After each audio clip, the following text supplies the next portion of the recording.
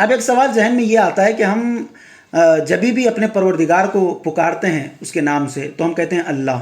تو کبھی ہم نے سوچا کہ اللہ کے معنی کیا ہیں؟ تو اللہ کے معنی کیا ہیں اس کو سماعت کر لیں.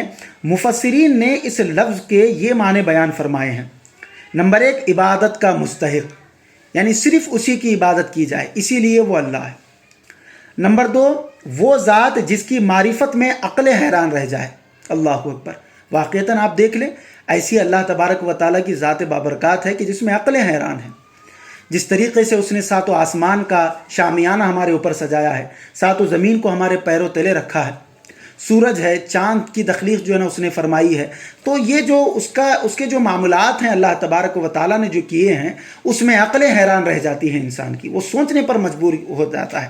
اور جب عقل حیران ہو جائیں، وہ سوچنے پر مجبور ہو جائے، اور جہاں پر عقل کام نہ کرے وہاں پر یہی نام آتا ہے اللہ جائے. نمبر 3، وہ ذات جس کی بارگاہ میں سکون حاصل ہوتا. قرآن مقدس میں اللہ تبارک و تعالیٰ فرماتا ہے کہ بے شک اللہ تبارک و تعالیٰ کے ذکر سے ہی دلوں کو سکون ملتا ہے، دلوں کو سکون حاصل ہوتا ہے. تو یہ اللہ تبارک و تعالیٰ کا نام ہی ہے کہ جب بندہ اس نام کی کثرت کرتا ہے، جب اس نام کا ورد کرنے لگ جاتا ہے تو اس کے قلب کو راحت ملتی ہے، دل کو سکون ملتا ہے، روح میں تازگی پیدا ہوتی ہے، روح میں پاکیزگی پیدا ہوتی ہے. اور انسان جب اس ورد میں مشغول ہو جاتا ہے پوری طریقے سے تو پروردگار عالم اس کے نظروں سے جو ہے حجابات کو ہٹا دیتا ہے. پروردگار عالم اس کی نظروں سے پردوں کو ہٹا دیتا ہے، وہ اللہ تبارک و تعالیٰ کی معرفت میں غوطے کھاتا ہوا نظر آتا ہے. اور نمبر 4، وہ ذات کے مصیبت کے وقت جس کی پناہ تلاش کی جائے. سبحان اللہ.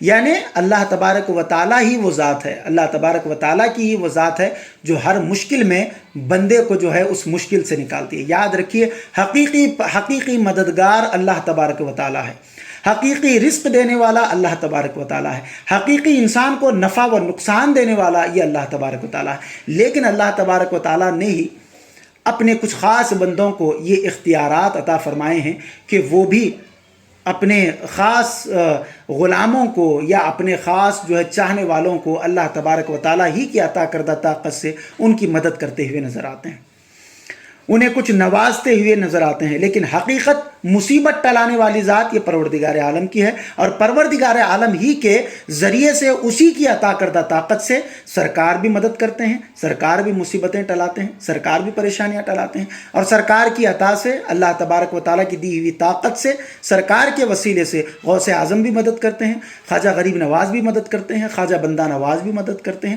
تمام اولیاء کرام اللہ تبارک و تعالیٰ کی اس کی دی ہوئی طاقت سے مدد کرتے ہوئے نظر آتے ہیں.